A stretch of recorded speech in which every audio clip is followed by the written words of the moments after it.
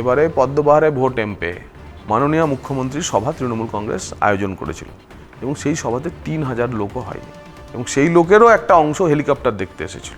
তৃণমূলীরাও তো এই প্রশ্নটাই বলতে পারে যে হেলিকপ্টার দেখার জন্য প্রধানমন্ত্রীর ভিড়, আপনার কি তাই মনে হয়? আপনার জেতার পর সিউড়ির জন্য পঞ্চবান কি হবে, অর্থাৎ উন্নয়নের পঞ্চবান আপনি কি ভেবে রেখেছেন? যে আপনারা যদি সরকারে আসেন তাহলে জন্ম নিয়ন্ত্রণ নিয়ে কি আপনাদের কোনো পরিকল্পনা ভাবনা আছে? ঠিক, তার ফলে এখন আর মুসলিম ডমিনেটেড সিট বলে কিছু নেই। সনাতনী বাঙালি, হিন্দু বাঙালি ঠিক করে নিয়েছে পরিবর্তন আনবে। কোন আসন মানুষ মানে বিজেপির বিধায়ক বেরিয়ে আসবে, কোন আসনে পরাজিত হবে কেউ বলতে পারছে না। এবং আমার তো ধারণা আমরা অনুভবই করতে পারছি না কি ঝড় বইছে।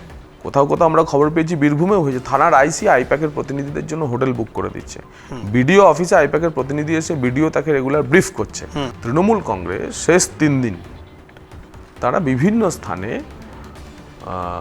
মদ এবং টাকা বিলি করবে এবং তার জন্য তারা টিম রেডি করছে। আচ্ছা,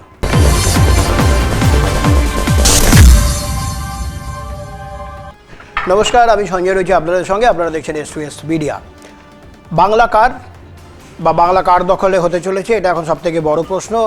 বিজেপি দাবি করছে এবারে তারা সরকার করবে, অন্যদিকে তৃণমূল দাবি হচ্ছে যে তারা প্রত্যাবর্তনে থাকছে, ফলে তাদের সংখ্যা আরও বাড়িয়ে 220-র ওপরে যাবে। অন্যদিকে বিজেপির দাবি 170-এর বেশি সিট নিয়ে তারা এবার নতুনভাবে সরকার করবে, বিজেপি সরকার।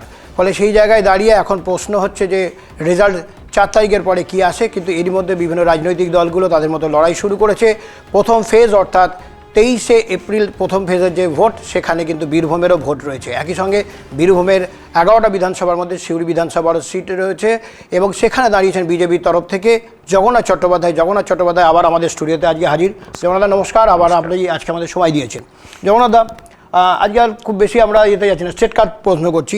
অনুব্রত গড়ে জয়ের ব্যাপারে আপনি কতটা আশাবাদী, বা গড় বলে ব্যাপারটা কীভাবে ভাবছেন? এখনো কি গড় আছে? বীরভূম হচ্ছে রবীন্দ্রনাথের গড়। কতটা কনফিডেন্ট? বীরভূম কবি জয়দেবের গড়, বীরভূম বামাখ্যাপার গড়, বীরভূম অমর্ত্য সেনের গড়। বীরভূম কখনো আপনি যার নাম বললেন তার গড় হতে পারে না। দুর্ভাগ্য আমরা যদি সেই দৃষ্টিকোণ থেকে বীরভূমের মাটিকে দেখি। এটুকুই বলতে পারি যে এবারে একেবারে গ্রামে গঞ্জে বুথে বুথে যে হাওয়া বইছে, তাতে লাল মাটির বীরভূমে 4ই মে গেরুয়া ঝড় উঠবে, লাল মাটি গেরুয়া মাটিতে পরিণত হবে। শুধু বীরভূম না, রাজ্য তো অফকোর্স। বীরভূম হওয়া মানে রাজ্যের সিট 170 ছাপিয়ে যাবে। প্রধানমন্ত্রী আজকে ঝাড়গ্রামের সভা থেকে বললেন, আমি যতটা রাজনৈতিক মাটি ধরতে পারি তাতে যা বুঝছি, এই যে এত মানুষের যে ভালোবাসা, পশ্চিমবঙ্গে পরিবর্তন অবশ্যই হচ্ছে এবং আমরা অবশ্যই সরকার করছি। এটাকে আপনি কীভাবে দেখছেন? আমি গতকালই কিছু ঝাড়গ্রামের মানুষজনের সঙ্গে কথা বলছিলাম, তাদের সঙ্গে ফিডব্যাক নিচ্ছিলাম।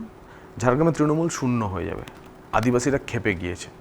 বিশেষ করে দ্রৌপদী মুর্মু মহামহিম রাষ্ট্রপতিজিকে শিলিগুড়িতে যেভাবে এই সরকার অপদস্থ করেছে, হেনস্থা করেছে, তারপর শুধু ঝাড়গ্রাম না, পশ্চিমাঞ্চল এবং উত্তরবঙ্গ এবং বীরভূমের আদিবাসীরাও ঠিক করে নিয়েছে যে তৃণমূল কংগ্রেসকে তারা বিদায় করে দেবে। এবং আমি যে আমার রাজনগর, ভবানীপুর বা 1 নম্বর ব্লকের বিভিন্ন আদিবাসী গ্রামে যাচ্ছি, প্রত্যেকটি জায়গাতে আদিবাসীরা হাত জোর করে জোহার বলার সঙ্গে সঙ্গে বলছে এবারে পদ্মবাহারে ভোট এমপে, মানে পদ্ম ফুলে ভোট দেব, এবারে পদ্মবাহারে ভোট এমপে।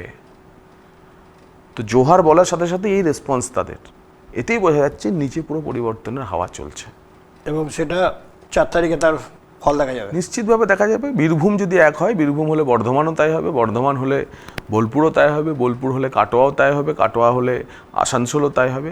হাওয়া কখনো পৃথক চলে না এবং প্রতিদিন যাচ্ছে। প্রথম ফেজের পর তো আরও বুঝতে পারবেন, দিনের পর দিন তৃণমূল এই নির্বাচনটা হারতে চলেছে আর বিজেপি পিক আপ করছে। বিজেপির প্রচার থেকে শুরু করে বিজেপির সমস্ত কিছুটা ঠিক জায়গাতে যাচ্ছে আর তৃণমূল পিছিয়ে যাচ্ছে এবং আপনারা এর পরিণাম 4ই মে বুঝতে পারবেন। সিউড়িতে প্রধানমন্ত্রীর আশা, এখানে তারপরে গোটা বীরভূমে অমিত শাহ স্বরাষ্ট্রমন্ত্রী, অন্যদিকে যোগী আদিত্যনাথ এবং অন্যদিকে তৃণমূলের তরফে Mamata Bandyopadhyay, second in command Abhishek Bandyopadhyay সবাই আসছেন এবং সিউড়ি কার্যত রণক্ষেত্রের অন্যতম জায়গায় উঠেছে। এই যে প্রধানমন্ত্রীর আশা এবং সিউড়ি চাঁদমারি মাঠে যে সভা হলো, তারপর থেকে আপনাদের উদ্যোগ উদ্দীপনা কতটা চরমে এবং আপনারা কতটা কনফিডেন্ট এবারে জেতার ব্যাপারে? দেখুন 9ই এপ্রিল প্রধানমন্ত্রীর যে সভা হয়েছিল সেই সভায় 3 লক্ষের বেশি মানুষ এসেছিল এবং আপনারা দেখেছেন যে চাঁদমারি গ্রাউন্ডে যত মানুষ ছিল তার চেয়ে বেশি মানুষ ছিল পথে। চাঁদমারি গ্রাউন্ড থেকে তিলপাড়া সোনাইতলা পর্যন্ত রাস্তা ঠিক করেছে, মানুষ পৌঁছাতেই পারেনি সভাতে। 3 লক্ষের বেশি মানুষ ছিল। তো সেই সভাকে চ্যালেঞ্জ করে তার 3 দিন 4 দিনের মাথায় ইরিগেশন কলোনির মাঠে, অর্থাৎ চাঁদমারি মাঠের 1/3 মাঠ, সেই মাঠে প্রতিযোগিতামূলক বা তুলনামূলক প্রতিযোগিতা করে মাননীয় মুখ্যমন্ত্রীর সভা তৃণমূল কংগ্রেস আয়োজন করেছিল এবং সেই সভাতে 3000 লোকও হয়নি এবং সেই লোকেরও একটা অংশ হেলিকপ্টার দেখতে এসেছিল। তার ফলে এই দুটি কম্প্যারিজনেই তো বোঝা যাচ্ছে যে মানে তৃণমূল কংগ্রেসের ট্রাম্প কার্ড যিনি মমতা বন্দ্যোপাধ্যায়, তাকে এনেও তৃণমূল কংগ্রেস ইরিগেশন কলোনির মতো একটি ছোট মাঠ ভরাতে পারেনি। এতেই প্রমাণ হচ্ছে হাওয়া নরেন্দ্র মোদীর পক্ষে, হাওয়া বিজেপির পক্ষে এবং তৃণমূল কংগ্রেসকে সিউড়ি তথা বীরভূমের মানুষ রিজেক্ট করেছে। তৃণমূলীরাও তো এই প্রশ্নটাই বলতে পারে যে হেলিকপ্টার দেখার জন্য প্রধানমন্ত্রীর ভিড়, আপনার কি তাই মনে হয়? হেলিকপ্টার দেখার জন্য প্রধানমন্ত্রীর ভিড় হলে পরেও হেলিকপ্টার যেখানে নেমেছে সেখানে জনমানুষ পৌঁছাতে পারেনি না, রাস্তাতেই ভিড়টা ছিল। প্রোটেক্টেড প্লেসে হেলিকপ্টার নেমেছে, তারপরে সেখানে মানুষ আকাশে হেলিকপ্টার দেখার জন্য তো কেউ যায় না, হেলিকপ্টারকে সামনে থেকে দেখার জন্য যায়। তো প্রধানমন্ত্রীর ক্ষেত্রে এটা খাটে না। আর যে মানুষ ছিল রাস্তায়, যে মানুষ, পুরো শহরটাই সেদিন জনসভা হয়ে গেছিল, মানে কার্যত জনসমুদ্র, পুরো শহরটাই জনসভা, পুরো শহরটাই চাঁদমারি মাঠ হয়ে গেছিল। ঠিক। তো এটাই বুঝিয়ে দিয়েছে বীরভূমে হাওয়া কোন পক্ষে। এই যে প্রধানমন্ত্রী এলেন বা যারা আসছে, যোগী আদিত্যনাথ মুখ্যমন্ত্রী উত্তরপ্রদেশের এবং স্বরাষ্ট্রমন্ত্রী, প্রত্যেক মুহূর্তে কিন্তু ভিড় বাড়ছে এবং প্রত্যেক মুহূর্তে প্রধানমন্ত্রী এসে যে ভিড়ের সংখ্যা বাড়িয়ে গেলেন, তারপরে কিন্তু ভিড় কমছে না। বিশেষ করে মহিলাদের অংশগ্রহণ খুব বেশি দেখা যাচ্ছে, এটার কারণ একদম খুব মানে সঠিক পর্যবেক্ষণ আপনার। খয়রাশোলে অমিত শাহজির যে সিউড়ি এবং দুবরাজপুর, এই দুটি বিধানসভাকে নিয়ে যে জনসভা, সেখানে 50,000-এর উপর মানুষ ছিল। ঠিক। যোগীজির সভা শুধু রামপুরহাট বিধানসভা কেন্দ্র করে এবং হাসানকে কেন্দ্র করে, সেখানেও প্রায় 50 থেকে 75,000 মানুষ ছিলেন। ঠিক। রাজনাথ সিংজি আগামীকাল আসছেন, সেখানেও প্রায় 50,000 লোক হবে এবং একদিন আগে পুরন্দরপুর সন্ত্রস্ত এলাকা সিউড়ি ব্লক 2, সেখানে সুকান্ত মজুমদার কেন্দ্রীয় মন্ত্রী, তিনি যে রোড শো করেছেন, সেই রোড শোতে পুরো পুরন্দরপুর ঝাঁপিয়ে রাস্তায় নেমে চলে এসেছে। মিঠুনের রোড শো তো রামপুরহাটে এই পরিস্থিতি। ঠিক। এতেই বোঝা যাচ্ছে যে শুধুমাত্র বিজেপির কার্যকর্তা না, সাধারণ মানুষ বিজেপির কার্যক্রমগুলোতে অংশগ্রহণ করতে শুরু করেছে এবং এটাই বলে পরিবর্তনের ঝড়। আপনি লাগাতার প্রচার চালিয়ে যাচ্ছেন, প্রচারের আর মাত্র বোধহয় কয়েকটা দিন বাকি আছে। লাস্ট প্রচার বোধহয় 21 তারিখ নাকি? 21 তারিখ বেলা 5টা। মানে গোটা এরিয়া কি চষা সম্ভব হলো, না এখনো বাকি রয়ে গেল কিছুটা, না এখনো বাকি আছে? না, আমার 10-15% বুথ এখনো আমার টাচ করা বাকি আছে। আশা করছি এখনো 2-3 দিন আছে, 2-3 দিনের মধ্যে অতগুলি বুথ টাচ করা সম্ভব না হলেও কোনো না কোনোভাবে এখন আমি পৌঁছানোর চেষ্টা করব সবগুলি বুথে। তবে সিংহভাগ বুথ এবং যে বুথগুলি ভারতীয় জনতা পার্টির পক্ষে অনুকূল বুথ, তেমন সমস্ত বুথে, সমস্ত গ্রামে আমাদের পার্টির কার্যক্রম হয়েছে। আমি রেসপন্স কেমন দেখছেন মানুষের? অভূতপূর্ব রেসপন্স, মানুষ মুখিয়ে আছে। আজকে 3 দিন আগের ক্যাম্পেইন, বহু স্থান থেকে মানুষ বলছেন যে আমাদের বুথে আপনি অমুক গলিটায় যাননি, ওই গলিটার জন্য একবার আসতে হবে। আমাদের বুথটা এখনো এলেন না কেন? আমাদের বুথে শুধু স্ট্রিট কর্নার করলে হবে না, আমাদের বুথে শুধু সভা করলে হবে না, আমাদের বুথে বাড়ি বাড়ি আসতে হবে। এই যে ডিমান্ড, এই ডিমান্ড বলে দিচ্ছে মানুষের কাছে আগ্রহ, এবং কার্যকর্তারা অসন্তুষ্ট হয়ে যাচ্ছেন। তারা মনে করছেন যে দাদাকে বলছে, দাদা আসছে না, কিন্তু দাদার পক্ষে যা সম্ভব হচ্ছে না যে এতগুলি, আমার কাছে সময় লিমিটেড, আমি প্রায় 16 ঘন্টা 17 ঘন্টা ক্যাম্পেইন করছি সব মিলিয়ে। তো এই হিউজ ক্যাম্পেইনের মধ্যে, মানে আমার ক্যাম্পেইন মানে তো শুধু প্রচারটাই শুধু ক্যাম্পেইন নয়, তার সঙ্গেও আনুষঙ্গিক নানা পার্টি মিটিং ইত্যাদি যেগুলো থাকে, this is part of the election earring. তো এই ইলেকশন ইয়ারিংয়ের এই পুরো প্রসেসটাতে এতটা সময় দেওয়ার পরে এখন আর নতুন করে আরও নতুন জায়গায় পৌঁছানো, মানে একটা বুথের একটা অংশে কেন পৌঁছাচ্ছি না, সেটা নিয়েও মানুষের মধ্যে এটা এই আগ্রহ বলে দিচ্ছে যে চতুর্দিকে পরিবর্তন আসছে। এবং সবচেয়ে বড় কথা যেটা বলেছেন যে মায়েদের অংশগ্রহণ, মেয়েদের অংশগ্রহণ। এবং আপনি যদি দেখেন সিউড়িতে নরেন্দ্র মোদীজির সভাতে সিউড়ি শহরের মধ্যবিত্ত পরিবারের পুরো মানুষ পরিবার সহ মোদীজির সভা দেখতে গেছিল, অনেকেই উপস্থিত হয়েছিল, যা অত্যন্ত আমাদের জন্য আশাব্যঞ্জক এবং সিউড়ির জন্য তো অতি আশাব্যঞ্জক।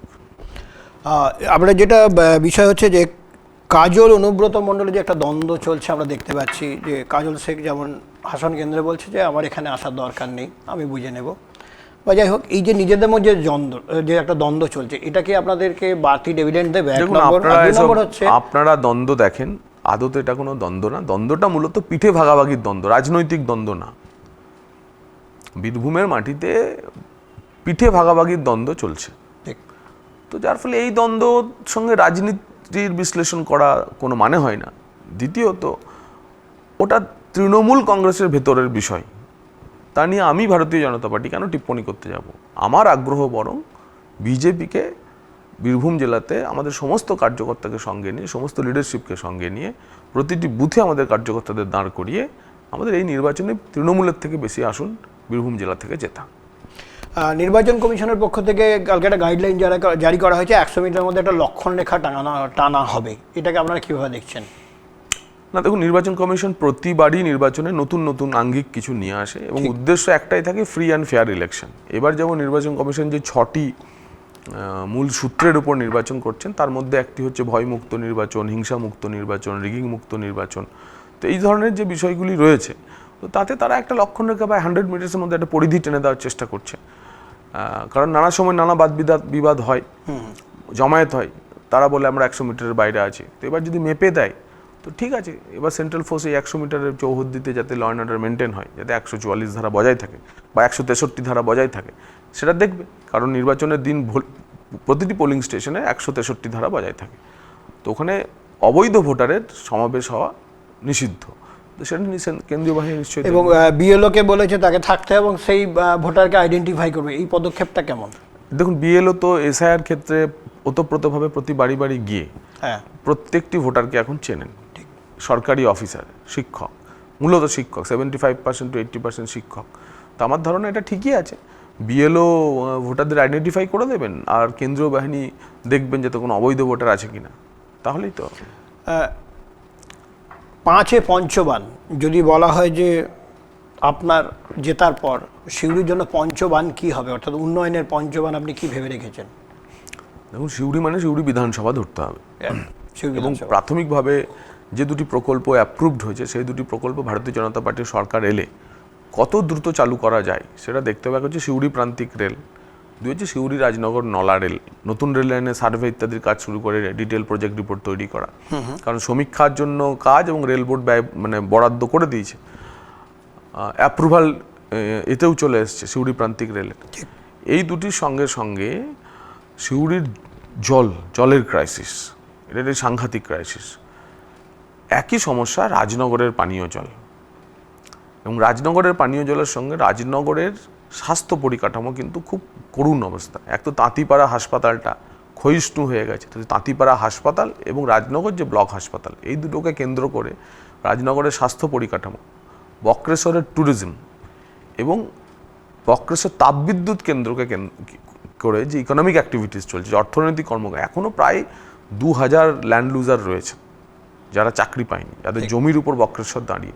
তো এই সমস্ত ইস্যুসগুলোকে নিয়ে কথা বলা, কাজ শুরু করা, এসবগুলো শুরু করব। এবং স্মার্ট সিটি হিসাবে সিউড়িকে গড়ে তোলা, সিউড়ির আশপাশে একটা রিং রোড করে সিউড়ি শহরের মধ্যে যানজটটা কমানো, এই ধরনের কাজগুলিকে এগিয়ে নিয়ে যাওয়ার চেষ্টা করব। এবং ডবল ইঞ্জিন সরকার হচ্ছে, ডবল ইঞ্জিন সরকারের সঙ্গে সঙ্গে যদি সিউড়ির মানুষ বিজেপির বিধায়ক জেতায়, তাহলে সিউড়ির মানুষের ট্রিপল ইঞ্জিন ইম্প্যাক্ট হবে, 3 ইঞ্জিনের ট্রেন চলবে। তো সেই 3 ইঞ্জিনের ট্রেন যদি চলে, আমি তো একটা পঞ্চায়েত মেম্বারও নয়, একটা পুরসভার কমিশনারও নয়, তারপরে তো চেষ্টা করে একটা ট্রেন চালিয়েছি, একটা রেল চেষ্টা করে, আমার কোনো কিছু তো ছিল না। তো যদি মানুষের আশীর্বাদ পায়, আরও পুশ দেবো, আরও ভালো করে কিছু করার চেষ্টা করবো। আমাদের যদি আপনাদের ভোটের যে বিষয় ধরা হয় তা, এবং আরও একটা বিষয়, সিউড়ি সুপার স্পেশালিটি হসপিটালে পূর্ণাঙ্গ মেডিকেল সরকারি। এক ভদ্রমহিলা প্রশ্ন করেছিলেন আজকে, আপনি যেহেতু আসবেন, আমরা ফেসবুকে পোস্ট করেছিলাম যে আপনি আসছেন, আমরা কিছু প্রশ্ন বলেছিলাম যদি আপনাদের থাকে জানান। হোয়াটসঅ্যাপে আমাদের অনেক প্রশ্ন এসছে, তো তাদের মধ্যে অনেকে প্রশ্ন করেছেন যে আপনি যদি যেতেন তাহলে কি উন্নয়নের কথা ভাবছেন এবং সিঁড়িকে কীভাবে সাজাবেন, তার উত্তর তো আপনি দিলেন। অন্যদিকে আরেকজন প্রশ্ন করছেন যে আপনারা যদি সরকারে আসেন তাহলে জন্ম নিয়ন্ত্রণ নিয়ে কি আপনাদের কোনো পরিকল্পনা ভাবনা আছে? দেখুন, পপুলেশন কন্ট্রোল অ্যাক্ট, সেটা তো কেন্দ্রীয় নীতি এবং কেন্দ্রীয় নীতির পরিপ্রেক্ষিতে তার আইন হবে। একদম। তো তবে এ নিয়ে কেন্দ্রীয় স্তরে চর্চা চলছে। ভারতীয় জনতা পার্টির একটা নির্দিষ্ট স্ট্যান্ড আছে জন্ম নিয়ন্ত্রণ আইন নিয়ে, এবং যেমন যেমন কেন্দ্রীয় সরকার এ নিয়ে পদক্ষেপ করবে, এবং কেন্দ্রীয় সরকারের তো সেন্সাসের কাজ শুরু হয়েছে, সেন্সাসের কাজ ডিলিমিটেশন হবে 2026 সালে। তো সেন্সাস ডিলিমিটেশন এসব ইত্যাদি হওয়ার পরেতে যে পরিস্থিতি দাঁড়াবে তার উপর নিশ্চয়ই কেন্দ্রীয় সরকার পপুলেশন কন্ট্রোল অ্যাক্ট নিয়ে কিছু ভাববে, এবং পপুলেশন কন্ট্রোল অ্যাক্ট যদি দেশে চালু হয়, পশ্চিমবঙ্গে বিজেপি সরকার এলে বিজেপি সরকারও চালু করবে। এসআর যে প্রক্রিয়া, এটা বিজেপি ইলেকশন কমিশনকে ব্যবহার করে কাজে লাগিয়ে এটা করেছে বলে বিরোধীদের প্রচার, তৃণমূলের তরফে প্রচার করা হচ্ছে। অন্যদিকে নির্বাচন কমিশন কার্যত তৃণমূলের সরকারিভাবে যা পরিকল্পনা তার বিরুদ্ধে বিজেপির হয়ে কাজ করছে বলে অভিযোগ। এই যে বারবার এই যে অভিযোগগুলো উঠছে, এগুলোকে আপনারা কিভাবে দেখেন, এর উত্তর কিভাবে দেন? দেখুন, এসআইআর এর সঙ্গে ভারতীয় জনতা পার্টির কোনো সম্পর্ক নেই। এসআইআর পুরোপুরি সুপ্রিম কোর্টের তত্ত্বাবধানে, সুপ্রিম কোর্টের নজরদারিতে, সুপ্রিম কোর্টের নির্দেশে চলছে। এই যে ভোটার তালিকা চূড়ান্ত হয়ে যাওয়ার পর, নমিনেশন প্রক্রিয়া শেষ হয়ে যাওয়ার পর আর নতুন ভোটার তালিকায় নাম কারোর ওঠে না, কিন্তু সুপ্রিম কোর্ট নির্দেশ দিয়েছে যে ট্রিব্যুনাল যদি কাউকে নাম পাস করে তো তার নাম ভোটার তালিকায় উঠবে, সে 21 তারিখ 27 তারিখে লাস্ট যে নাম উঠবে ভোট দিতে পারবে। তো এটা যুগান্তকারী। ভারতবর্ষের সংবিধানে যে নির্বাচনী প্রক্রিয়া তাতে তো এই জিনিস নেই, কিন্তু সুপ্রিম কোর্ট নির্দেশ দিয়েছে। তার ফলে এসআইআর নিয়ে যদি কারোর কিছু প্রশ্ন থাকে, আমার ধারণা এই প্রশ্নগুলি সুপ্রিম কোর্টে গিয়ে করা উচিত। এর সঙ্গে না নির্বাচন কমিশন না ভারতীয় জনতা পার্টির কোনো যোগ আছে, এবং সুপ্রিম কোর্টে গেছে তৃণমূল কংগ্রেস আর সিপিএম। তাই তৃণমূল কংগ্রেস আর সিপিএমের দায়িত্ব যে এসআইআর নিয়ে যা কিছু হয়েছে তারা কেন সুপ্রিম কোর্টে গেছে, এবং সুপ্রিম কোর্টের যে নির্দেশ কার্যকর হয়েছে এবং তার যে পরিণাম আমরা দেখছি, তাতে যে এত সংখ্যক বাঙালি মুসলমানের নাম বাদ চলে গেছে, তো তৃণমূল কংগ্রেস এবং সিপিএম এর জন্য বাদ গেছে। ঠিক আজকে রাষ্ট্রবাদী মুসলমানরা সেজন্য ভাবছে যে তারা কি করবে। এই মানে আমরা যে 294টা কেন্দ্রে ভোটের বিধানসভা সিট, তার মধ্যে মোটামুটি যদি হিসেব করে দেখা যায় প্রায় আপনার অনেকগুলি সিট আছে, প্রায় 153-এর কাছাকাছি সিট আছে যেগুলো মুসলিম প্রবণতা বা মুসলিমরাই হচ্ছে সেখানে ডিসিসিভ ভূমিকা নিয়ে থাকে। কোনোটা 40 থেকে 50, কোনো 30 থেকে 40, এরকম করে টোটাল এতগুলি সিট। তো সেই সিটগুলোতে বাদ দিয়ে কি আপনারা ভোটে নামছেন, না কিভাবে ভোটে নামছেন? ওগুলো কি আপনারা জেতার ক্ষেত্রে 153টা এমন সিট না, মুসলিম ডমিনেটেড সিটের যদি কথা বলেন সেই সংখ্যা খুব বেশি হলে মানে ভ্যারি করে 50 থেকে 70-এর মধ্যে। কিন্তু মনে রাখতে হবে যে তার মধ্যেও 2টি সিট আছে, যে 2টি সিট আমরা জিতেছি। স্বাধীনোত্তর কালে কোনোদিন মুর্শিদাবাদে আমাদের বিজেপির আসন ছিল না, কিন্তু আমরা মুর্শিদাবাদ অর্থাৎ লালবাগ আসনটি এবং বহরমপুর শহর জিতেছি। সেহেতু মুসলিম ডমিনেটেড সিট আমরা জিতেছি কেন? কারণ হিন্দুরা একজোট হয়ে ভোট দিয়েছে। তার ফলে এখন আর মুসলিম ডমিনেটেড সিট বলে কিছু নেই। সনাতনী বাঙালি, হিন্দু বাঙালি ঠিক করে নিয়েছে পরিবর্তন আনবে। কোন আসন মানুষ মানে বিজেপির বিধায়ক বেরিয়ে আসবে, কোন আসনে পরাজিত হবে কেউ বলতে পারছে না, এবং আমার তো ধারণা আমরা অনুভবই করতে পারছি না কি ঝড় বইছে। আজকে আমরা একটা খবর দেখলাম সকালে যে তৃণমূলের যে বুদ্ধিদাতা সংস্থা বা তাদের যে স্ট্র্যাটেজি ম্যানেজমেন্টের টিম আছে আইপ্যাকের তারা যাদের কর্মীরা কাজ করছে তাদেরকে একটা নোটিশ জারি করা হয়েছে, এবং বলা হয়েছে 20 জনের জন্য তাদের ছুটিতে পাঠানোর নির্দেশ দেওয়া হয়েছে, এবং অনেককে বলা হয়েছে বাড়ি থেকে কাজ করতে।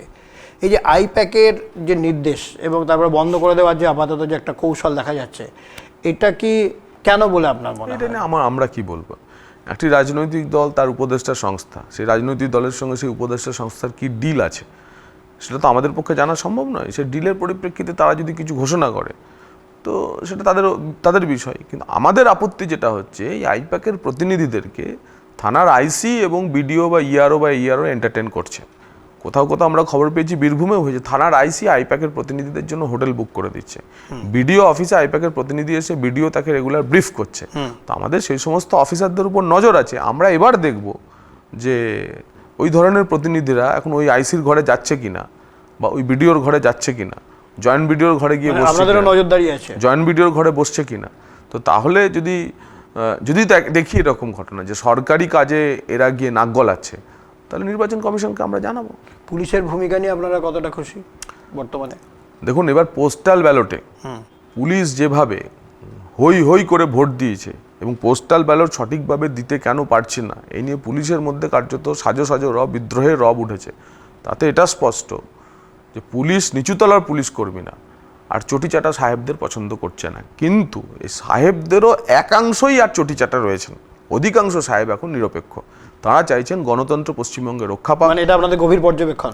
তারা চাইছেন পশ্চিমবঙ্গে গণতন্ত্র রক্ষা পাক। তারা চাইছেন যে কোনোভাবেই যেন ভোট প্রক্রিয়ায় কোনোভাবে বানচাল না হয়ে যায়।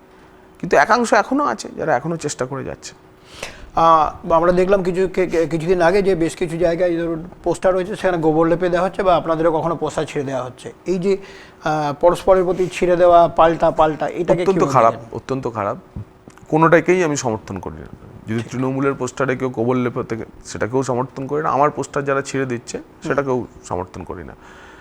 কিন্তু যেভাবে আমার পোস্টারগুলি বিভিন্ন জায়গাতে সিউড়িতে ছেঁড়া হয়েছে, তাতে বোঝা যাচ্ছে তৃণমূল হতাশ। তৃণমূলের কাছে কোনো ইস্যু নেই, তৃণমূলের রাজনৈতিক লড়াইটা থেকে হারছে। তার ফলে তারা ধীরে ধীরে এই ধরনের নোংরামিতে চলে যাচ্ছে। কিন্তু যে এলাকায় ওই মানুষ দাঁড়িয়ে দেখছে যে তৃণমূলের কোনো লোক এসে বিজেপির পোস্টার বা বিজেপির ব্যানার ছেড়ে দিয়ে গেল, ওই মানুষটা কিন্তু খুশি হবে না এবং তারা এই ভোটে তার প্রতিদান দিয়ে দেবে। এই মহিলা সংরক্ষণ বিল যেটা পার্লামেন্টে পাস হলো না, এবং নরেন্দ্র মোদীজি সেদিন যখন পার্লামেন্টে বিষয়টা প্রস্তাব আকারে আনার আগে তিনি যখন ব্রিফ করলেন, তখন বললেন যে আজকে যদি এটা পাস করা হয় তাহলে আমরা সবাই ক্রেডিট পেতে পারি, আর যদি পাস না হয় তাহলেও আমি ক্রেডিট নেব। তো এই যে পাস হলো না, এবং এটা আপনি দেখছি কার্পেট বম্বিংয়ের মতো আজ থেকে প্রত্যেকটা প্রচারে মোদীজির সভাতে আমি দেখলাম এটাই উনি তুলে ধরছেন। না, এ তো দেখুন, দেশের মহিলা সশক্তিকরণের জন্য নারী বন্ধন যে বিল, সে বিল তো মানে যুগান্তকারী। সংসদীয় গণতন্ত্রে মহিলাদের প্রতিনিধিত্ব বাড়ানো, বিধানসভা, লোকসভায়, পরবর্তীকালে পঞ্চায়েতে, পুরসভায়, এ তো হতেই হবে একদম। তো এইরকম একটি পরিস্থিতিতে যদি বিরোধীরা একজোট বেঁধে বলে যে আমরা মহিলা সংরক্ষণ বিল আটকে দিলাম এবং মোদীকে হারালাম এবং উৎসবে মেতে, তাহলে বোঝাই যাচ্ছে যে নারী বিদ্বেষী, নারী বিরোধী যদি পার্টিগুলো থাকে, তারা হচ্ছে এই দলগুলি, বিরোধী দলগুলি। কিন্তু আজ না হয় কাল নরেন্দ্র মোদীজির সরকারই এই বিল পাশ করবে এবং ভারতবর্ষে নারী সশক্তিকরণের যে সর্বশেষ ধাপ, যে গণতান্ত্রিক ব্যবস্থায় লোকসভা, বিধানসভায় মহিলা সংরক্ষণ, তা চালু হবে। আপনি সিউড়িতে একটা সভা ছিল আপনার পথসভা, সেখানে আপনি নিদান দিয়েছেন তৃণমূলী প্রার্থীদেরকে বেঁধে রাখতে হবে। এই বেঁধে রাখার কারণ কি, কেন বাঁধতে হবে? তার কারণ হচ্ছে তৃণমূল প্রার্থীদের না, তৃণমূলী যারা কর্মী ভোটে প্রলোভনে দিয়ে ভোট নেওয়া অন্যায়। জনপ্রতিনিধিত্ব আইন বলুন, নির্বাচনী আচরণবিধি বলুন, সবে নির্দিষ্টভাবে বলা আছে। আমার কাছে নির্দিষ্টভাবে খবর আছে তৃণমূল কংগ্রেস শেষ 3 দিন তারা বিভিন্ন স্থানে মদ এবং টাকা বিলি করবে এবং তার জন্য তারা টিম রেডি করছে। আচ্ছা, তো সেই কারণেই আমরা অলরেডি নির্বাচন কমিশনকে আমরা অভিযোগ জানিয়েছি। আমরা নির্দিষ্ট স্পট, কোন জায়গা থেকে মদের মুভমেন্ট হচ্ছে, কোথায় কোথায় টাকা কার কার মাধ্যমে বিলি হতে পারে, তার একটা তালিকাও আমরা নির্বাচন কমিশনকে দিয়েছি। মদ কোথায় কোথায় রাখা আছে তারও তালিকা আমরা নির্বাচন কমিশনকে দিয়েছি এবং দেখছি নির্বাচন কমিশন অবজার্ভ করছে। তো যদি ধরুন আমি আপনার গণতান্ত্রিক প্রক্রিয়ায় 1 বোতল মদ দিয়ে যদি ভোট কেনা যায়, সেটা ঠেকানো উচিত না? উচিত না, একদম উচিত। আমি সেই জন্য জনগণকে বলেছি যে তৃণমূলের কেউ যদি আপনাদের কাছে মদ বা টাকা নিয়ে আসে, তাদের ধরে রাখুন, তাদের ধরে রেখে ভিডিওগ্রাফ করুন। সেই ভিডিও আপনারা নিজে সোশ্যাল মিডিয়ায় দিন, না হলে আমায় দিন, আমি নির্বাচন কমিশন অভিযোগ জানাবো, প্রয়োজনীয় ব্যবস্থা করা হবে, নির্বাচন কমিশন অভিযোগ জানাবো। আমরা এখন তো কিছু না, আমরা এখন নির্বাচনী আচরণবিধির মধ্যে রয়েছি। তো মানুষকে সচেতন করার জন্য এটা বলেছি। আপনারা ওই নেগেটিভ কনোটেশনে বলবেন না। আমি কাউকে বাঁধতে মানে কি, ধরে ছবি তুলতে বলেছি যে এই যে মদের বোতল নিয়ে তৃণমূলের নেতা এসছে পাড়ায় পাড়ায় মদ বিলি করতে, টাকা বিলি করতে, তো এটা ঠেকাতে হবে। তো আমার পক্ষে তো এই বিধানসভার 2.5 লক্ষ মানুষের কাছে গিয়ে পৌঁছানো সম্ভব নয়। তো যারা যে বুথে রয়েছেন, সেই বুথের জনগণ যদি সচেতন হয়ে যান, তাহলে তৃণমূলের এই প্রলোভন দিয়ে ভোট কেনার যে প্রক্রিয়া চলছে, শেষে ওরা আর কিচ্ছু পারছে না, সমস্ত কিছুতে পিছিয়ে গিয়ে এখন ঠিক করেছে টাকা আর মদ দিয়ে তারা ভোট কিনবে। শোনা যাচ্ছে এরকম, তৃণমূলের অন্দর থেকেই শোনা যাচ্ছে। তো আমরা প্রিএম্প্ট করে, আগাম আঁচ করে আমরা নির্বাচন কমিশনকে অভিযোগও জানিয়েছি। আজকে ওটা আপনার তৃণমূলের যিনি প্রার্থী রয়েছেন উজ্জ্বল চট্টোপাধ্যায়, তার তরফ থেকে দেখলাম যে জগন্নাথ চট্টোপাধ্যায় এখন হতাশ এবং জগন্নাথ চট্টোপাধ্যায় হেরে যাচ্ছেন, এটা বুঝে গেছেন এবং মাটি পায়ের তলা থেকে আস্তে আস্তে সরে যাচ্ছে এবং 4 তারিখের রেজাল্ট বেরোলে দেখা যাবে কার্যত হাফ প্যান্ট পরে ঘুরে বেড়াতে হবে। এটাকে আপনি কীভাবে দেখছেন? না, ন্যাচারালি আমার বিরোধী পার্টি কি কখনো বলবে জগন্নাথ চট্টোপাধ্যায় জিতে গেছেন? তো উনি তো ওনার স্তরে, উনি যে স্তরের মানুষ, সেইভাবেই বলবেন, অসুবিধা কিছু নেই। তো আসল তো মানুষের হাতে সব কিছু। 23 তারিখ দেখুন মানুষ সকাল থেকে কিভাবে ভোটের লাইনে দাঁড়ায় এবং এদের যত শত মানে ষড়যন্ত্র মানুষ ব্যর্থ করে দেবে। আমি যদি প্রায় 250 বুথে পৌঁছানোর পর মানুষের আবেগ যদি আমি ধরতে পেরেছি, মানুষের সঙ্গে ইন্টারাক্ট করার পর যদি আমি বুঝতে পেরেছি, আমি তো একদম মানুষের সঙ্গে মেশার চেষ্টা করেছি এই প্রচারের পর্বে, এবং মানুষ যে জিনিস আমাকে, মানে আমি যে ফিডব্যাক আমি তাদের থেকে সরাসরি পেয়েছি, তাতে পরিবর্তন অবশ্যম্ভাবী। মুসলিম সম্প্রদায়ের মানুষও কি আপনাদের ভোট দেবে? বহু সংখ্যালঘু মানুষ ব্যক্তিগতভাবে আমার সঙ্গে যোগাযোগ করছেন, এবং অনেকের মতামত যে পরিবর্তন চাই, স্ট্রেট ওয়ে পরিবর্তন চাই। অনেকে বলছেন যে দাদা বিজেপি পছন্দ করি না, আপনাকে ভালো লাগে। অনেকে বলছেন যে দাদা তৃণমূলকে হারানোর জন্য যা করতে হয় করব। তো এই 3 ধরনের মতামত সংখ্যালঘুদের কাছ থেকে আমি পাচ্ছি। তো এবার আমার ধারণা অন্তত পক্ষে 15-20% প্রতিটি বুথে, সংখ্যালঘু প্রধান বুথগুলিতে 15-20% মানুষ সরাসরি বিজেপিকে ভোট করবে, এবং সেই ভোট যদি আমরা পাই, রাষ্ট্রবাদী মুসলিমদের ভোট, সচেতন মুসলিমদের ভোট, শিক্ষিত মুসলিমদের ভোট, যুগান্তকারী পরিবর্তন হবে সারা পশ্চিমবঙ্গের মাটিতে। এবং এই সংখ্যালঘুদের যে মনের পরিবর্তন, এই মনের পরিবর্তন কিন্তু শুধু বীরভূমের মাটিতে থেমে থাকবে না, সারা পশ্চিমবঙ্গে এই লহর চলছে বলে আমি আমার সতীর্থ যারা প্রার্থী তাদের কাছ থেকে খবর পাচ্ছি। একটা কদিন আগে ভিডিও ভাইরাল হয়েছিল যেখানে বলতে শোনা যাচ্ছে, স্ট্রিং অপারেশনই বলা যায়, যে বিজেপির সঙ্গে ডিল হয়েছে এবং 200 কোটি অমুক তমুক, হুমায়ুন কবির বলছিল। এটাকে আপনারা কিভাবে দেখছেন? হুমায়ুন কবির জবাব দেবে, আমি কি করে বলবো? আমাদের সঙ্গে আমাদের এটা নিয়ে স্ট্রেট বক্তব্যই আছে যে মমতা বন্দ্যোপাধ্যায়ের তৃণমূল কংগ্রেসের তোষণ নীতির প্রোডাক্ট বা তোষণ নীতির ফল হচ্ছে হুমায়ুন কবির, নওশাদ সিদ্দিকী, আব্বাস সিদ্দিকী। মুসলিম আধিপত্যবাদের রাজনীতি পশ্চিমবঙ্গের মাটিতে প্রতিষ্ঠা হলো এই তৃণমূল কংগ্রেসের তোষণবাদের ফলে। এর পরিণাম কি? এর পরিণাম হচ্ছে বাবরি মসজিদ বানাতে হবে। আমাদের কেন্দ্রীয় স্বরাষ্ট্রমন্ত্রী বলে গেলেন তো খয়রাসোল থেকে, যে বলুন আপনারা বাবরি মসজিদ চান আর নতুন করে পশ্চিমবঙ্গে? সাধারণ ভোটাররা বলছেন না। তো যে হুমায়ুন কবির একটা রাজনৈতিক দল প্রতিষ্ঠা করছে, তার মূল এজেন্ডা হচ্ছে বাবরি মসজিদ করব, বাবরের নামে, আক্রমণকারীর নামে, হামলাকারীর নামে মসজিদ। হুমায়ুনের নামে হুমায়ুন মসজিদ হতে পারতো। যে মুসলিম সম্প্রদায়ের 1000 একটা মসজিদ করুন, ধর্ম উপাসনার স্বাধীনতা সংবিধান তাদের দিয়েছে, সংখ্যালঘুদের সবারই, কেউ তাতে বাধা দিতে পারে না, তাদের উপাসনা স্থল যেখানে যা প্রয়োজন করুন। কিন্তু কেন বাবরের নামে করতে হবে? কেন হামলাকারীর নামে করতে হবে? তার মানে এর মধ্যে একটা আধিপত্যবাদের রাজনীতি আছে।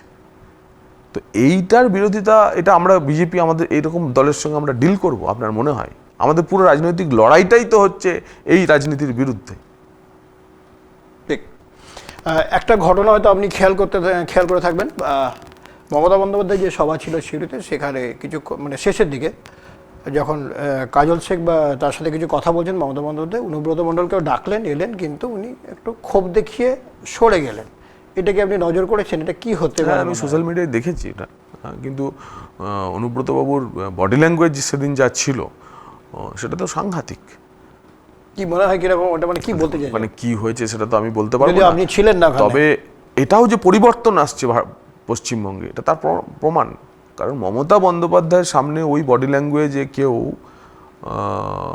কোনো প্রতিক্রিয়া দিতে পারে, এ তো আমি মানে আমি কল্পনাও করতে পারি না। মানে এখন আমার রাজনৈতিক সত্তা শরীরে রেখে আমি যদি সাংবাদিক হিসেবে বিশ্লেষণ করি, এ অসম্ভব জিনিস। তার মানে মমতা বন্দ্যোপাধ্যায়ের যে রিট, মমতা বন্দ্যোপাধ্যায়ের যে এই দলের উপর কর্তৃত্ব, নেতৃত্ব, সেটাও এখন আলগা হয়ে গেছে। তা নাহলে অনুব্রত বাবুর মতো লোক প্রকাশ্যে ক্যামেরার সামনে এই জিনিস করতে পারেন না। এটা আপনাদের নজরে এসছে? নিশ্চিতভাবে। জগন্নাথ দা, আমি কিন্তু একটা জিনিস মানে আপনাকে প্রশ্ন করে আকারে রাখছি, লাস্ট বিষয়, সেটা হচ্ছে যে ধরুন সিউড়িতে বা বীরভূম জুড়ে যে বালি, কয়লা, কাঁকড় পাচার ইত্যাদি বিষয় হচ্ছে, এবং আপনারা মাঝে মাঝে এগুলো এজেন্ডা রাখছেন, এবং কি প্রধানমন্ত্রী এসে বললেন এগুলো আগামী দিনে যারা করেছে তাদের প্রয়োজনীয় শাস্তির ব্যবস্থা হবে, কিন্তু আপনাকে সরাসরি এই ব্যাপারে বলতে শোনা যাচ্ছে না কেন? সর্বত্র আমি এটাই বলছি তো।